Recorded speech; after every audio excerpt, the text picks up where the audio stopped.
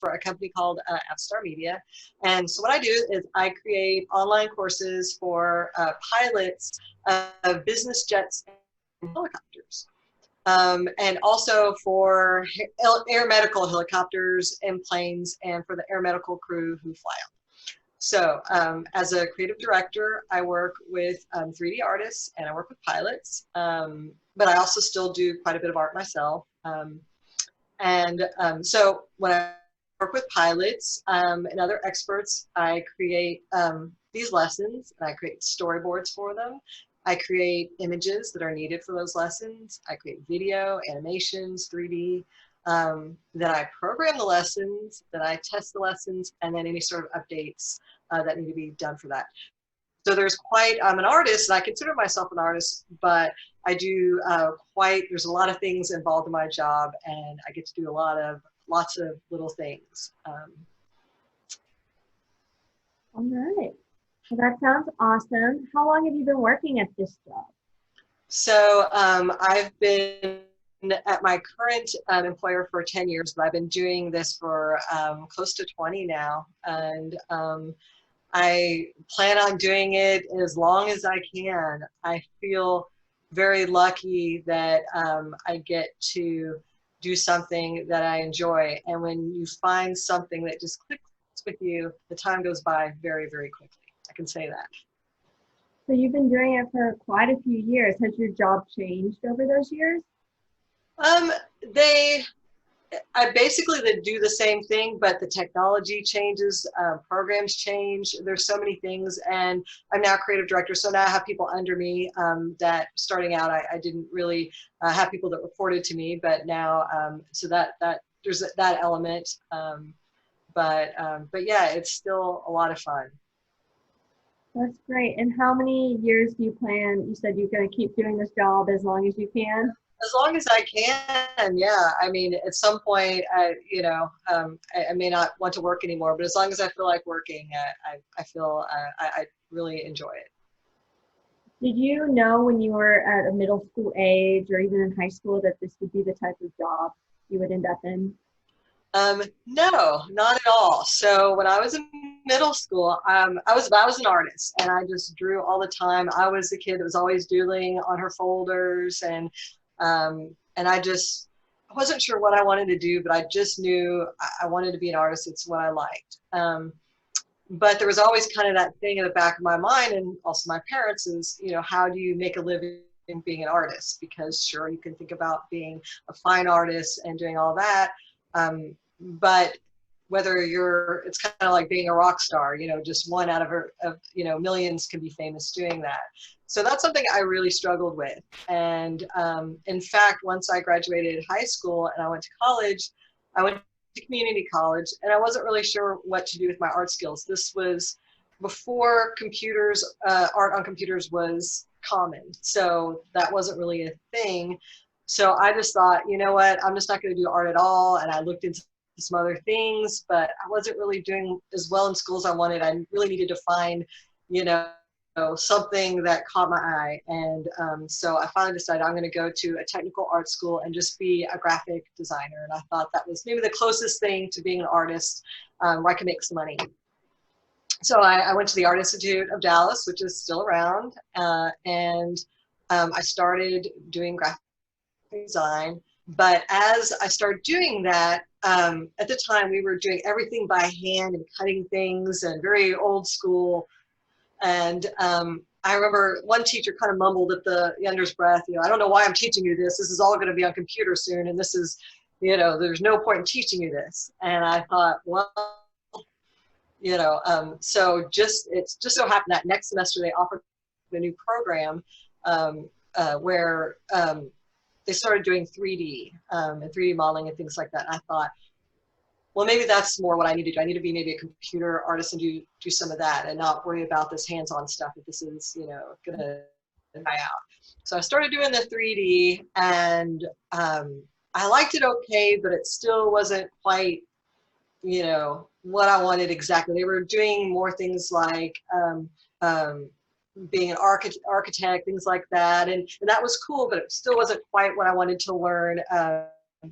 Computer aided design, drafting, stuff like that wasn't quite my thing. 3D wasn't where it was today, so I still wasn't sure how that would work for me. And then there's a lot of math involved in 3D, and I wasn't so sure I was ready for all that. But I ended up taking a class that was creating lessons using the computer. They weren't online, they're on like CD-ROMs, but it was teaching through multimedia, teaching through audio, pictures, videos, and we had a class where we had to teach any subject we wanted. And this class just really, it spoke to me. And also right about that time, the internet was really kind of exploding. And so my school just started a new program called multimedia. So I switched to that. And then that was everything. I finally found everything just clicked perfectly. I loved all the classes. I was learning, web design. I was learning Photoshop. I was learning video production. And I was also learning programming, on how to make programs and to do what I wanted to do. And it was so much fun, and I really enjoyed it. But the one thing that kind of really stuck with me was there was a particular software that we were learning that taught you how to make lessons and teach people. And that just really, I just knew I needed to do something with that. So, so yeah, it's funny how you start out thinking one thing as your kid, or maybe not even knowing, but just by testing the waters and trying it, you can find your niche. And it just, when you find it, it's so exciting. And all the work you do, it's not even work anymore. You just want to spend every waking hour learning more and more about all these different programs and things for you to do the things you love to do. Mm. I agree. And it's good for students to know that, a job you may want to do may not even exist in its full form yet, that things can change, that you can find your path. And it's not always, the first thing that you think it's going to be as well. And you can still get there, and you can find something that really encompasses everything, that harnesses your personality. It sounds like you love your job, but I guess, what is your favorite thing about your job? I feel really lucky. The favorite thing about my job is I get to be creative all the time. I get to learn new things all the time. With technology, it's constantly changing, and I like that I'm not stagnant. I like that there's always something new to learn, something new to try. And I think in this field, especially, people really encourage that. My bosses are always encouraging us to take online lessons, fly us out to their conventions that are for people that create online lessons and things like that. There's a huge e-learning community. Also, I'm involved in aviation, so I also get to go out to aviation conferences, which is actually a lot of fun. I mean, I'm not a pilot, but it's a really cool field, and getting to see all the latest aircraft and things like that. It's really, really cool. So I love how it's always different. I'm always doing something new with my job, whether it's different aircraft or just different parts of the field, different types of people that we get to train. I like how it's always something new. It sounds like you also get to work with a lot of different people from different places, so that's probably very interesting and a lot of fun. Yeah, it is. Does your job take any special talents? So I think you definitely need to have some sort of creative side. You have to have an ability to really enjoy being creative. I think it helps to be someone that loves to draw or even on the computer. My daughter, she draws by hand somewhat, but she also loves to create on the computer, and she's got all these programs, and I'm always amazed all the things she can come up with, and she's very talented. So I think it's just being able to work long and hard hours, being creative. I think that's very important, and just keep pushing yourself to learn new things and not be discouraged, and just keep doing it, because you get better and better every time you do something, even if you don't do great at it at first. It's amazing what you can learn if you just keep going. Also, for my job, I had to, believe it or not, I do a lot of writing with storyboards and stuff, and I had okay writing skills in school, but I never thought it was something I really had to that would be part of being an artist, but it actually is. And I work with someone who was her major is more than writing, things like that, and she's taught me a lot, which has been really great. I feel like my writing skills have improved a lot, and that's great. It makes you able to it's better. You don't even need to do it for your job. It's great all around. You learn these skills and you can use them in all sorts of ways in your life. So that's been good. Let's see.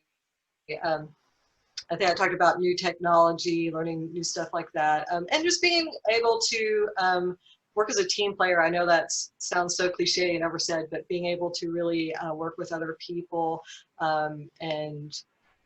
it's kind of a skill. Some people don't work well with others, but being able to listen to other people and take criticism without getting offended, that's a big thing. And being able to, tell someone, this is great, but how about we do this? And I think you really learn when people, the criticism, it's a way to grow and improve. And I always try to remember that, because, with art, it's, it's subjective, and some people might like it or not, but overall, and I might be hesitant at first if someone really hates something, but if you look at what they're saying, sometimes you can say, you know what, I can make this better.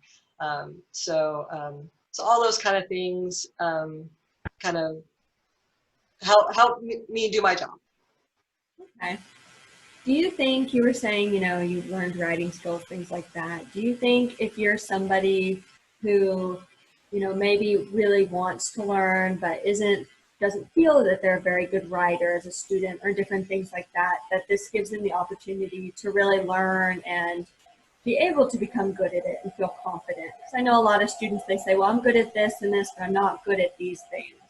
So they worry about going into fields that use a lot of different things too, because what if I'm not good enough at this one aspect of it? But it sounds like you improved on your writing, like you were saying, and it became something that you kind of learned. Yes. And sometimes when you're forced to suddenly do something and your boss says, okay, you're going to be doing this, you're like, but be honest. I mean, I always say, I never lie and say I could do something when I couldn't. I was always very honest. I think people really appreciate that. So, I'm going to give this my best, and you get better and you learn. And, but yeah, always let them know if you're not comfortable, or if, people really respond well when you're honest about what you feel you can do. And usually people are incredibly encouraging.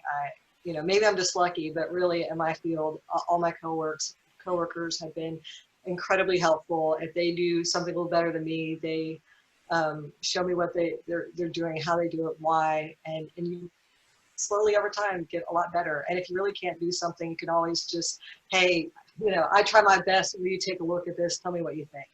So, but yeah, it's okay to be uncomfortable with some things, and give it a chance. And you're probably better at something than you think you are. I think that's great advice. So you talked about how your job has kind of, the field has really changed in the last 10, 20 years because of all the technology. How do you see, do you think there'll be even more openings in this type of job in the future? And where will it be in the future? Yeah, so we're seeing it right now, I think, with the pandemic and everything. People, so all of our, at my company, all our training is online. But some of the customers were doing a combination of some of our online training, and they were still doing some classroom training. Well, we've noticed that recently they're like, oh, hey, do you have this, all these topics we were doing in person now we don't want to do, can we use yours, and we're going to do it online. So I think it's been, this field has been growing, bigger every year, but I think this really kind of cemented some of the things where people just didn't realize how much you could do online. So I really think this is going to continue growing, because you don't have to be anywhere in particular, because they would spend money to fly people from all over to one location and do these things.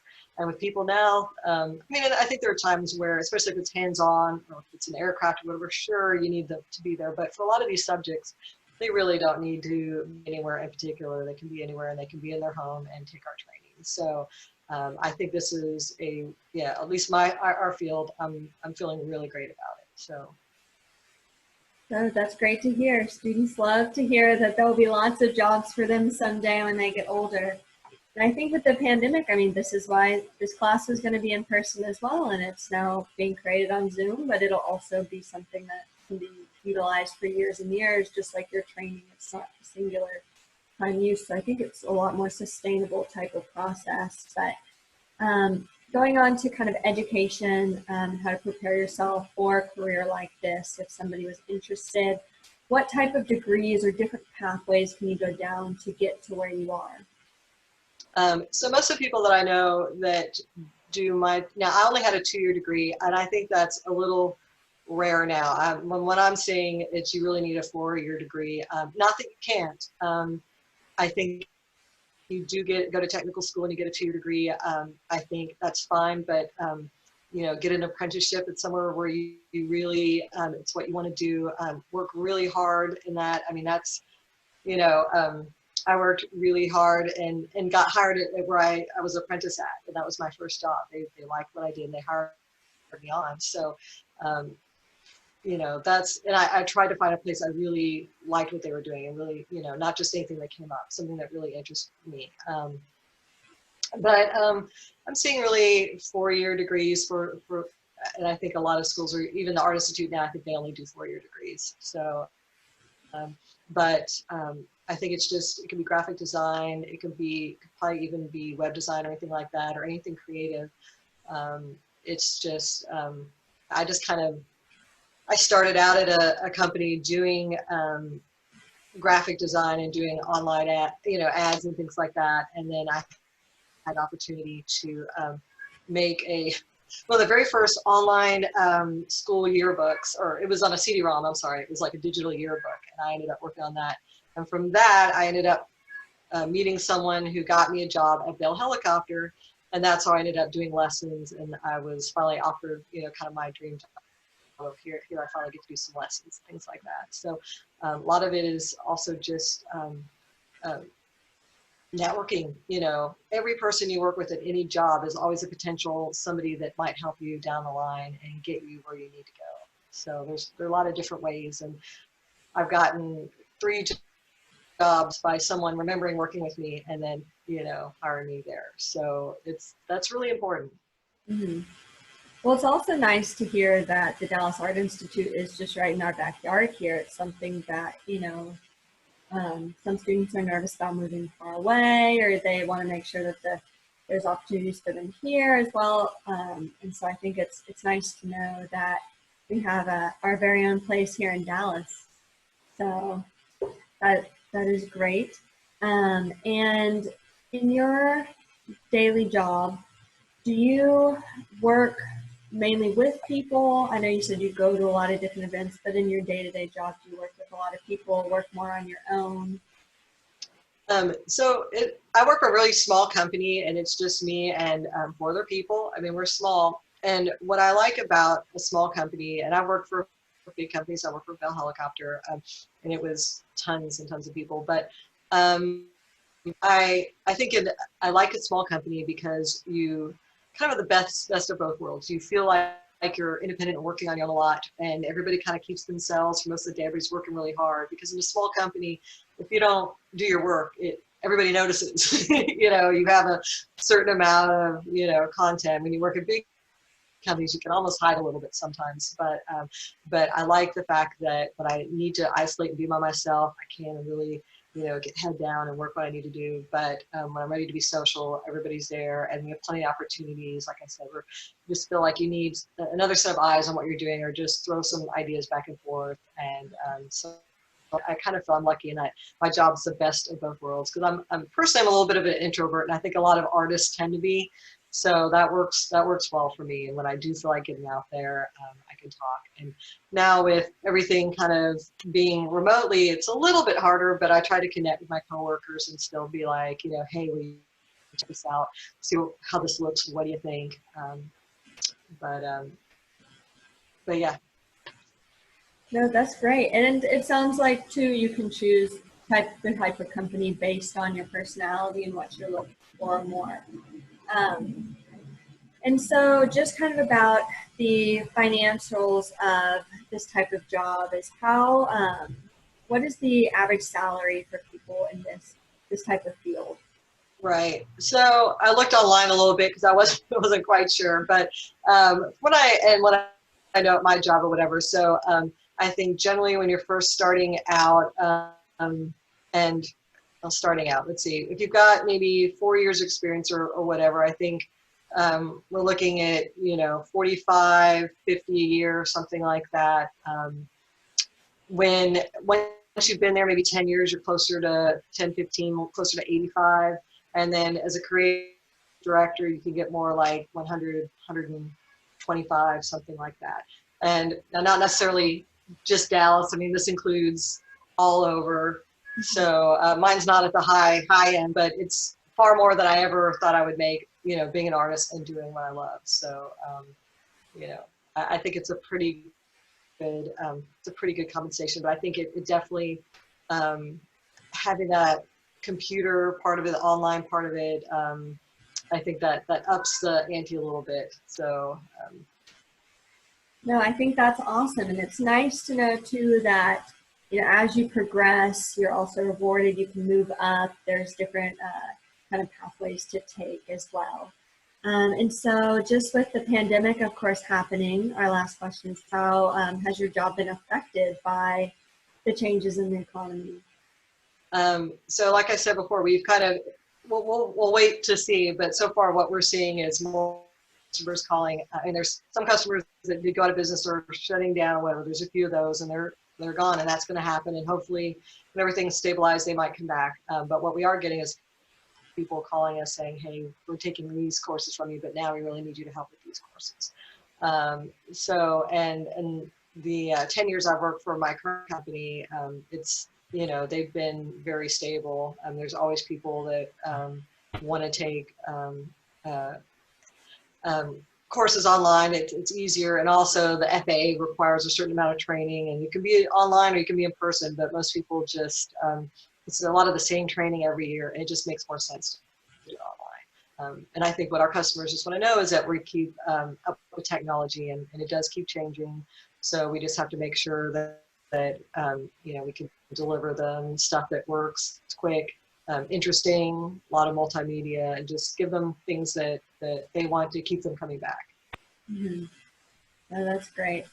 I mean, I know we do a lot of training over here at UT Southwestern as well every year. Sometimes I can't keep track of all the different trainings I'm supposed to be doing. I'm getting better as I go through each year. I kind of know, but I think just my last question I like to ask everybody is, for a student who is, trying to figure out what they want to do or might be interested in this career, do you just have any advice or words of encouragement for them? Yeah, I mean, I know people say it all the time, but really do what you love. Something just really, don't worry about how you're going to make a living with it now. I think you're still in school, you're still learning. But something really catches your eye and something you enjoy, learn everything you can about it. Really put yourself into it. Don't be afraid to mess up or that you're not going to be good at it. Just keep doing it and keep trying, and you're going to get better, and you just never know where you're going to end up. And I think that's the most exciting part. All right. Well, thank you so much for talking with us. Students, don't forget to fill out the survey that you've completed, the lesson and activities for graphic design, and to make sure that you get credit to get to your 80% of the lessons to receive your certificate. The link for that will be in the bio and at the end of this video. Thank you for joining us.